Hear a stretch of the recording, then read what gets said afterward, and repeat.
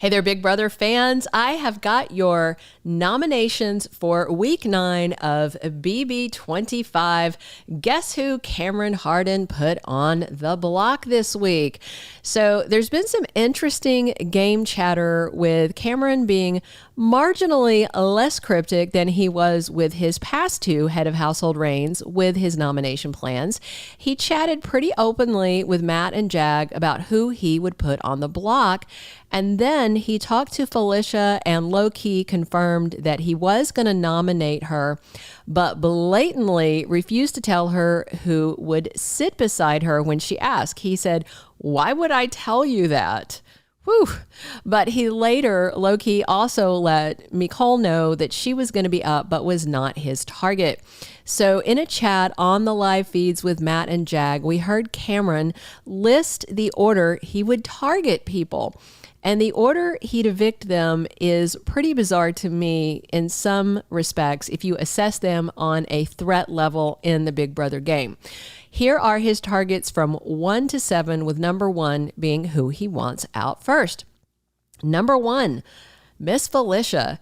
Even though she is not a comp threat, he wants her gone. Number 2, Mecole. And again, not a comp threat, and neither of them are in, a showmance or, any big alliances like that. He's just assessing threat very strangely to me. Number 3 on his list, Blue. She is a wild card with Jared gone. And so in some aspects, she is a legit target. But then again, she thinks that she is in an alliance with Cam. I mean, she's laughing behind his back, but he doesn't know that. All right, number 4, Cory.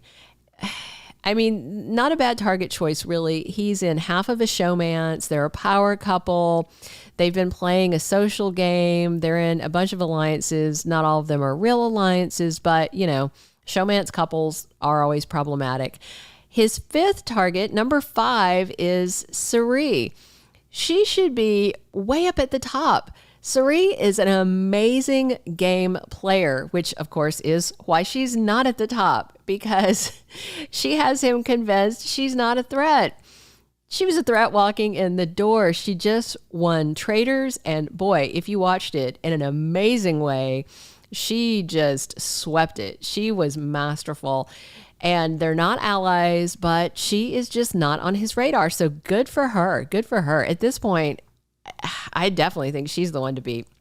Number 6, America. And again, the same comments as with Cory.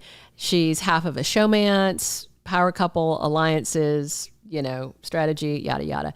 Number 7 on his list is Bowie Jane.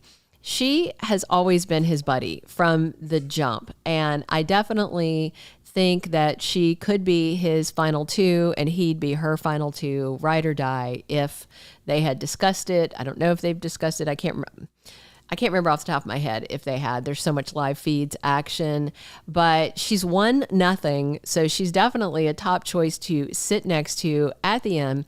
And of course, Jag and Matt were not rated on his list of top targets 1 to 7 because it was those 2 he was talking to, but he's also talked to Cirie about breaking up Matt and Jag. They're not a showmance, but they're definitely a bromance.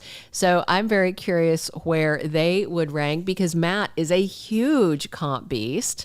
And, Jag's not too shabby either, but Jag doesn't have a lot of other friends in the house. So when it comes down to nominations, why is Felicia so dangerous in Cameron's mind?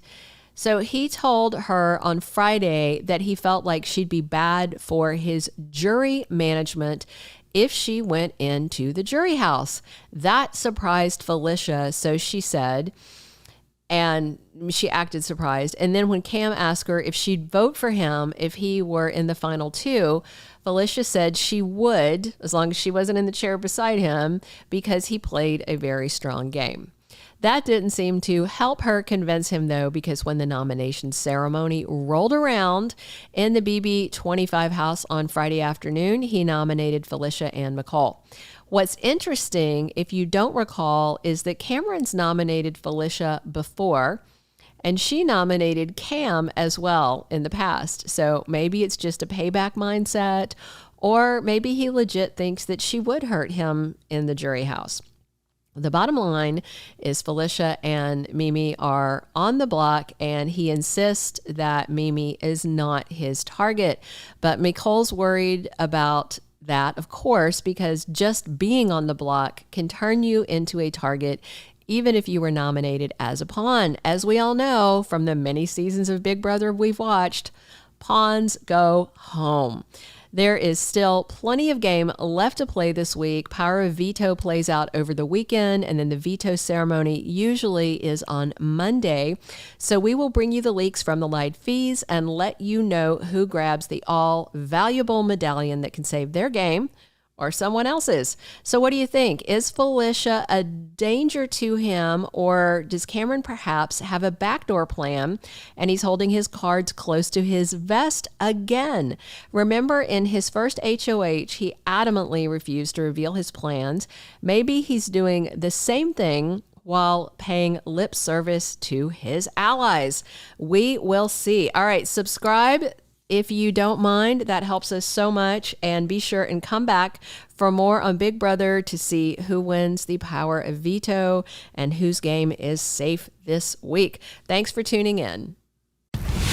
Thank you for being a loyal listener. Follow us wherever you get your podcast, because you don't want to miss the next episode. Soap Dirt is on all the major podcast platforms, including Apple Podcast, Spotify, iHeartRadio, and more.